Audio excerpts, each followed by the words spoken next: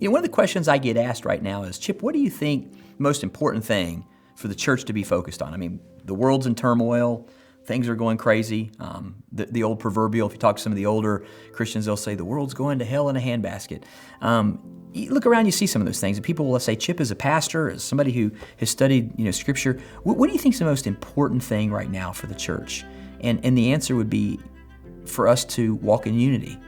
The more we get divided, the worse it is, because Jesus prayed in John 17 for everyone that would believe from that point forward, that they would be one as the Father and Him are one. And you can read that in John 17, 21 and 23. The unity is important, and that's why Paul, at the end of Romans, which is this just epic treatise that he's written to the Roman church. I mean, most people would say the book of Romans is one of the greatest pieces of literature ever written.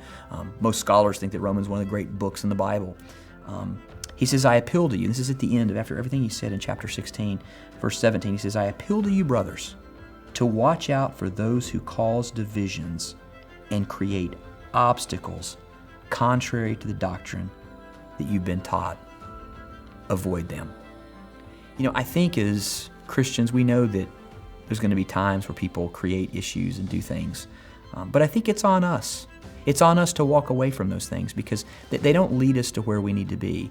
And I really believe the more we can walk in unity, which is that we're putting everything down in service to Jesus, the more the gospel is going to go forth with power.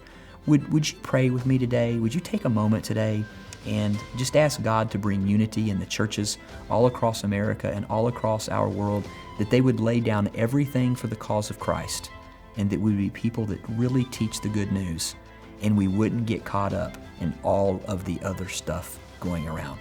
I think if we did that, we might just see a revival.